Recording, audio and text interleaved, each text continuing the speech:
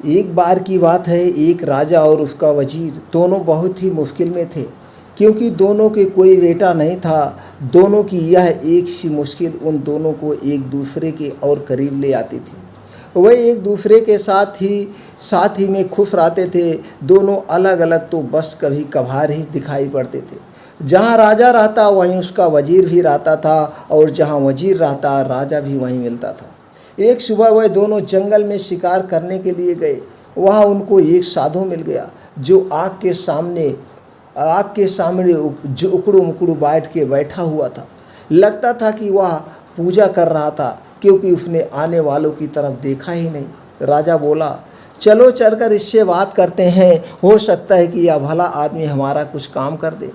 सो दोनों ने उसके सामने लेटकर उसको प्रणाम किया और अपना दुखड़ा रोया। सिर नीचे झुकाए झुकाए ही साधु बोला, तुम दुखी मत हो, तुम लोग दुखी बिल्कुल मत हो। लो ये 2 आम ले जाओ, एक आम तुम अपनी पत्नी को खिला देना और यह दूसरा आम दूसरे की पत्नी को खिला देना। तुम दोनों की पत्नियों के बच्चे हो जाएंगे। साधु को बहुत बहुत धन्यवाद देकर राजा और उसका मंत्री दोनों अपने अपने राज्य लौट गए और आम अपनी पत्नियों को खिला दिए। ठीक समय पर दोनों ने एक एक लड़के को जन्म दिया। जब वह लड़के पैदा हुए तो राजा के घर में और वजीर के घर में ही नहीं बल्कि सारे राज्य में खुशियां मनाई गई। ब्राह्मणों को बिना नाप तौल के बहुत सी सारी भेंट दी गई। गरीब लोगों को खाना खिलाया गया। सारे कैदी छोड़ दिए गए। देश में ऐसा समय पहले कभी किसी ने नहीं देखा था।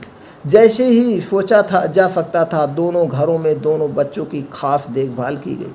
जब वे बहुत छोटे थे तो उनकी देखभाल के लिए कई टाइयाँ रखी गई थी, और जब वे कुछ बड़े हो गए तब उनको बहुत सारे टीचर पढ़ाने के लिए रखे गए, गुरुकुल रखे गए। उनको सब तरह की शिक्षा दिलवाने के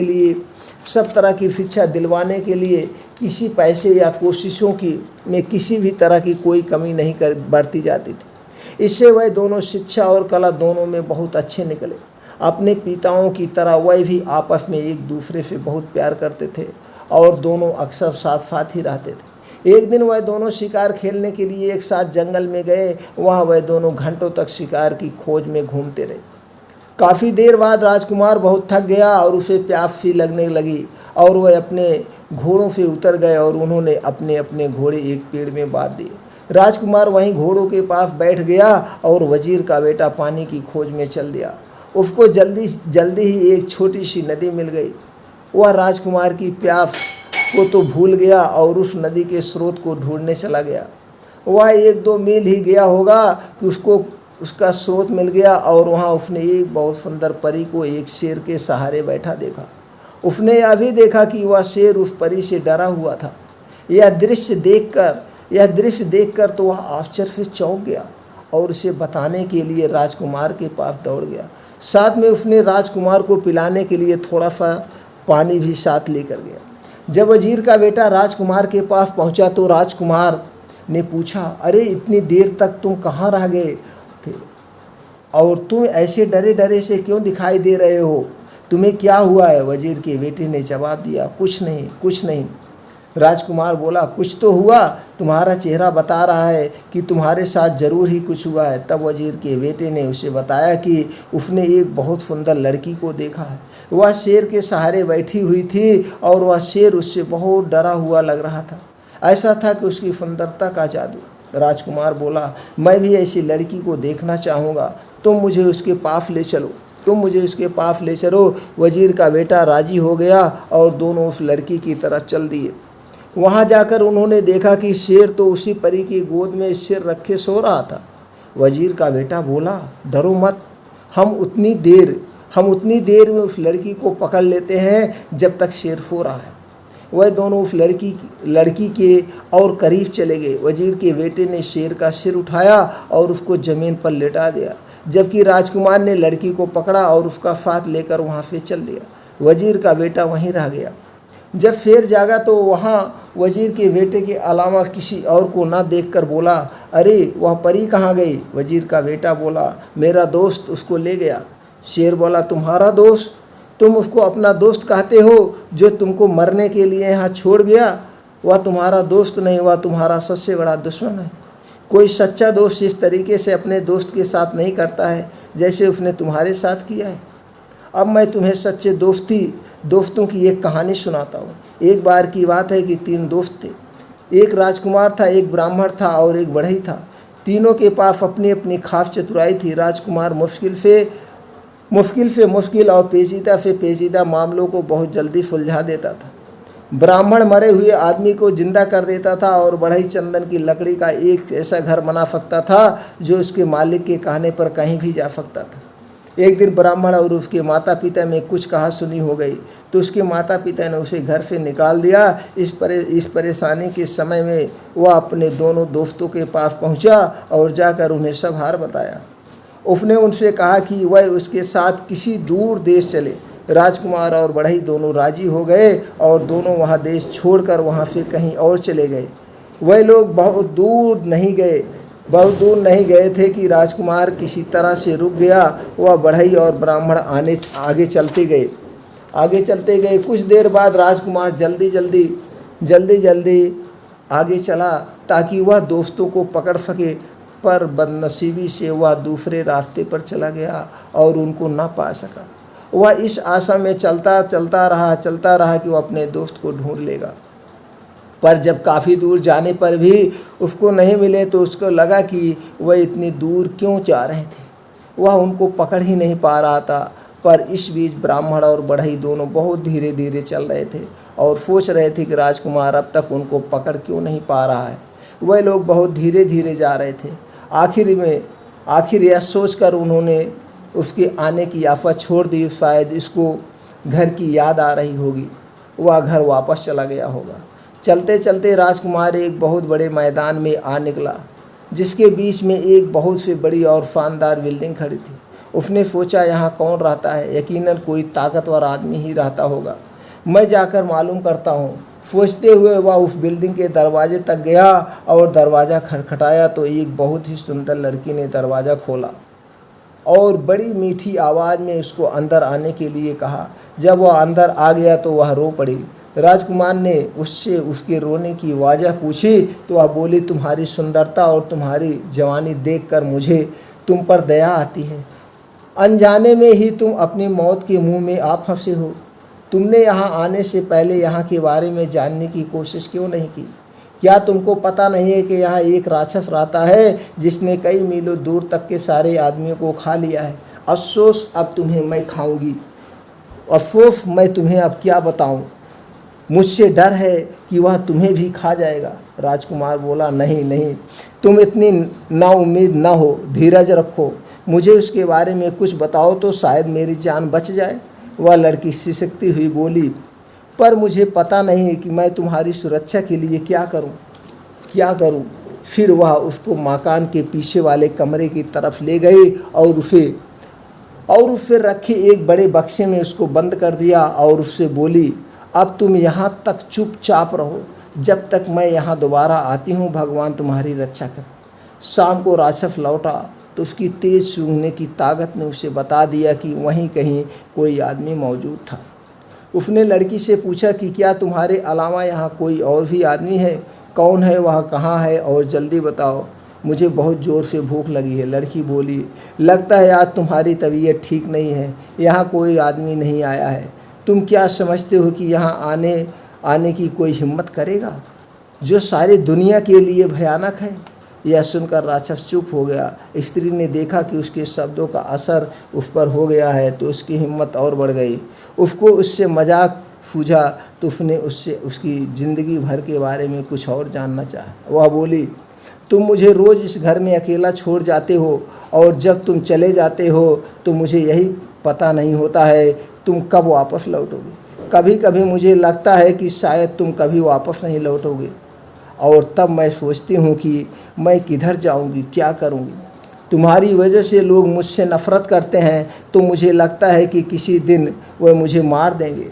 तुम ही मुझे बताओ कि क्या मुझे डरने की कोई ज़रूरत नहीं है? राक्षस बोला, प्रिय रो मत, तुम्हें डरने की कोई ज़रूरत नहीं है क्योंकि मैं कभी नहीं मरूंगा। फिर उस बिल्डिंग के एक बहुत बड़े खम्भे की तरफ इशारा करते हुए बोला, जब तक यह खम्भा न टूट जाए मैं नहीं मर सकता। पर यहाँ कौन है जो यह बात जाने। अगली सुबह जैसे ही राक्षस बाहर गया और वह लड़की गई और अपने राजकुमार आज़ाद कर दिया और उसको रात वाली सारी बातें बता दी। राजकुमार यह बात सुनकर बहुत खुश हुआ। वह बोला, बस यही समय है, मैं इस खम्भे को तोड़ देता हूँ और उस राक्षस को मार देता हूँ। ऐसा कहकर उसने खम्भे को मार मार कर तोड़ दिया। जब तक उसके सैकड़ों टुकड़े ना हो गए, ऐसा लग रहा था कि राजकुमार की हर चोट सीधी राक्षस पर पड़ रही थी, क्योंकि जैसे ही वह खम्भे को मारता था, राक्षस बहुत जोर से चिल्लाता था। जब खम्भा टूट कर गिर गया तो राक्षस भी मर गया। अब राजकुमार उस सुंदर लड़की के साथ उस घर में रहने लगा। आस पास के लोग उसका राक्षस को मारने के लिए धन्यवाद करने के लिए आए। उसके बाद उस देश में शांति और खुशहाली छा गई। आसपास की ज़मीन में फिर से खेती होने लगी, गांव बसने लगे, वातावरण में लोगों की हंसी और संगीत गूंजने लगा। पर सच्ची खुशी हमेशा के लिए तो नहीं रहती। एक दिन वह लड़की अपने घर की एक खिड़की के सामने अपने बाल संवार रही थी। बाल संवार कर कंघी कर उसने खिड़की की दीवार पर रख दी थी कि एक कौवा वहाँ आया, उस कंघी को लेकर उड़ गया। वह उसको बहुत दूर समुद्र के पास ले जाकर उड़ गया और वहाँ जाकर उसको पानी में गिरा दिया। वहाँ उसको एक बड़ी सी मछली ने निगल लिया और इस मछली को इत्तेफाक से एक मछियारे ने पकड़ लिया। उसने देखा कि मछली बहुत बढ़िया थी, सो उसे वह राजा के महल में राजा के खाने के लिए दे आया। जब रसोइया मछली साफ कर रहा था तो उसको उसके पेट में एक कंघी मिली। उसको यह बड़ा अजीज सा लगा, सो उसको राजा के पास ले गया। राजा ने जब वह कंघी देखी तो उसने उसके मालिक से मिलने की इच्छा प्रकट की। उसने चारों तरफ अपने आदमी भेज दिए कि उस कंघी वाली का पता लगाकर लाए और उससे बहुत बड़ा इनाम देने का वादा किया, जो उसे उसके पास लाएगा। कुछ समय बाद एक स्त्री मिली जिसने कहा कि वह उस कंघी को पहचानती है और उसने वह वादा भी किया कि वह उस कंघी की मालकिन के से राजा को मिलवा देगी। वह राजकुमार की पत्नी से मिली और बहुत जल्दी ही उनके परिवार में घुल मिल गई। इतना ही नहीं बल्कि उसको घर में रहने के लिए भी बुला लिया गया और उसने तुरंत ही स्वीकार कर लिया। उसने देखा कि जब तक राजकुमार जिंदा है तब तक वह अपने उद्देश्य में सफल नहीं हो सकती, तो उसने राजकुमार को जहर दे दिया और हकीम को रिश्वत देकर उसकी पत्नी से यह कहलवा दिया कि वह अपनी मौत ही मर गया। उफ! राजकुमार की पत्नी तो राजकुमार की मौत पर बहुत दुखी हुई और बहुत रोई। उसके इतना दुखी होने पर लोगों को लगा कि वह तो मर ही जाएगी, पर उसने उसकी लाश को नहीं छोड़ा। उसने उसको एक मजबूत बक्से में बंद करके अपने प्राइवेट कमरे में रख लिया। उसने अपने पति से उसके 2 दोस्तों के बारे में अक्सर सुना था कि वह क्या कर सकते हैं। उसको यह आशा थी कि एक दिन वह उनसे ज़रूर मिलेगी और अपने पति को जिंदा करवा लेगी। जैसे ही उस स्त्री को मौका लगा, उसने उस लड़के को उसका घर छोड़ने के लिए और अपने साथ रहने के लिए कहा कि वहाँ तो काफ़ी परेशान थी, कुछ दिन वहाँ से कहीं दूर रह लेगी तो उसकी थोड़ी शांति मिल जाएगी। लड़की राजी हो गई और उसके साथ चली गई। अपने घर आते ही उस स्त्री ने राजा को खबर दी कि वह अपने उद्देश्य में सफल हो गई है। राजा वहां आया और उस लड़की को ज़बरदस्ती अपने महल में ले गया और उससे प्रार्थना की कि वह उसके साथ उसकी रानी बनकर रहे। लड़की बोली कि वह उससे शादी तो कर लेगी, पर उसको 6 महीने का समय दिया जाए, क्योंकि उसके पंडित ने उससे ऐसा करने के लिए कहा था।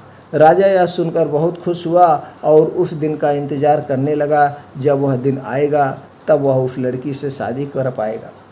उसके लिए उसने एक छोटा सा महल सड़क के किनारे बनवा दिया था, उसी में अकेली रहती थी। इसी बीच वह लड़की भगवान से यह मनाती रही कि उसके पति के दोनों दोस्त कहीं से उसे मिल जाए तो वह इस राजा से शादी करने से बच जाए। वह हर जगह पूछताछ करती रही। वह हमेशा अपनी खिड़की पर ही बैठी रहती थी और इस आशा में बाहर तक देखती रहती थी, शायद वह दोनों वहाँ से कहीं गुजरे। एक दिन उसने 2 आदमी अपने घर की तरफ आते देखे तो उसने उनसे पूछा, आप लोग कौन हैं और कहाँ से आए हैं? वह बोले, हम लोग यात्री हैं और काफ़ी यात्रा करने के बाद यहाँ तक पहुँचे हैं। हमारे साथ हमारा एक दोस्त राजकुमार भी था। पर अब वह खो गया है, हम उसी को ढूंढते हैं, हम उसी को ढूंढ रहे हैं। लड़की बोली, आप अंदर आइए, आप अंदर आइए और थोड़ा आराम कीजिए, फिर मुझे अपने खोए हुए दोस्त के बारे में कुछ बताइए, शायद मैं आपके खोए हुए दोस्त को ढूंढने में आपकी कुछ मदद कर सहायता कर सकूं। वो उन्होंने राजमहल में चले गए और उस लड़की के पास बैठकर उन्होंने उसकी सारी कहानी बताई। लड़की बोली, भगवान का लाख धन्यवाद धन्यवाद कि आप लोग यहाँ पर, मुझे अफसोस है कि राजकुमार तो मर चुका है। ब्राह्मण बोला, उसकी आप चिंता ना करें, मैं उसके ज़िंदा कर लूँगा। भगवान का लाख लाख धन्यवाद है कि हम ठीक जगह पर पहुँच गए। भगवान आपकी हर इच्छा पूरी करे, आप हमें राजकुमार का शरीर दिखा दीजिए। लड़की बोली, पर जरा ठहरिए, हमको बड़ी सावधानी से काम लेना होगा, काम लेना है। इस देश के राजा को मुझसे बहुत प्यार हो गया है। मेरी प्रार्थना पर वह शादी के लिए 6 महीने तक मेरा इंतज़ार करेगा। 6 महीने पूरे होने वाले हैं और 6 महीने पूरे होते ही वह मुझको यहाँ से उठा ले जाएगा। हम लोगों को बहुत ही सावधानी से काम करना है, क्योंकि राजा ने मेरे चारों तरफ बहुत सारा पहरा लगा रखा है। जो कुछ भी यहाँ होता रहता है वह पहरेदार जाकर राजा को सब बताते रहते हैं। मुझे यकीन है कि आपका यहाँ होना भी राजा को पता चल गया होगा। अब देखना यह है कि हम यहाँ से निकलें कैसे।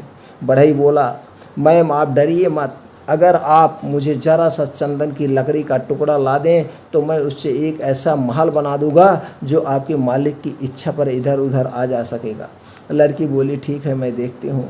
इसी समय उस लड़की ने एक दूत राजा के महल की तरफ एक संदेश लेकर भेज दिया। मैंने आपसे शादी करने का फैसला किया है। हमारी शादी का दिन पास आ रहा है, आप मुझे खुश रहें। आप मुझे 300 मन चंदन की लकड़ी भिजवा दीजिए। राजा ने तुरंत ही उसकी बात मानकर उसको 300 मन चंदन की लकड़ी भिजवा दी और बढ़ई ने उससे मकान बनाना शुरू कर दिया। जब मकान बनकर तैयार हो गया तो लड़की ने राजा को एक और संदेश भिजवा दिया। भले शानदार राजा, हमारी शादी का दिन अब पास आ रहा है, तो आप मेरी भाभी और ननद को यहाँ तुरंत आने की इजाज़त दें। मैं अपनी शादी के बारे में उनसे कुछ सलाह लेना चाहती हूँ। राजा ने उसकी यह प्रार्थना भी मान ली। जैसे ही वह दोनों स्त्रियां उस लड़की के पास चंदन के मकान में पहुंची, वैसे ही बढ़ई ने उस मकान को राक्षस के मकान के पास जाने के लिए कहा। वहाँ उनको राजकुमार मिल जाता है और वह लोग राजा से दूर आराम से रहते हैं। बढ़ई के कहते ही चंदन का मकान उड़ चला और वह इतनी बेआवाज़ उड़ा कि किसी को पता ही नहीं चला कि क्या हो रहा है। वह सब तो बस उसकी बनावट की तारीफ करने में लगी थी कि अचानक उन्होंने अपने आप को मरे हुए राक्षस के महल के पास पाया। लड़की ब्राह्मण राजकुमार की लाश के पास ले गई। ब्राह्मण ने बस उसमें अपना हाथ छुआया कि जिंदा हो गया। सब लोगों में खुशी की लहर दौड़ गई। राजकुमार की शादी लड़की से करा दी गई। बाद में पता चला कि वह तो उस समय के एक बहुत बड़े ताकतवर राजा की बेटी थी। राजकुमार के दोनों दोस्तों बढ़ई और ब्राह्मण की शादी राजकुमारी की ननद और भाभी से करा दी गई। सब लोग राक्षस के मकान में बहुत दिनों तक खुशी खुशी रहे। शेर ने अपनी कहानी खत्म करते हुए कहा, ओ वजीर के बेटे, जैसे वह ब्राह्मण और बढ़ई उस राजकुमार के दोस्त थे, वैसे लोग ही दोस्त होते हैं। राजकुमार की तो तुम बात मत करो, जो खुद तो परी को लेकर चला गया और तुमको यहाँ मरने के लिए छोड़ दिया। उसको तुम अपना दोस्त मत कहो, वह तुम्हारा दोस्त नहीं है। खैर, तुम मरोगे नहीं, मैं तुम्हें कोई नुकसान नहीं पहुँचाऊँगा। तुम अपने घर जाओ और शांति से रहो। और वजीर का बेटा वहाँ से चला गया।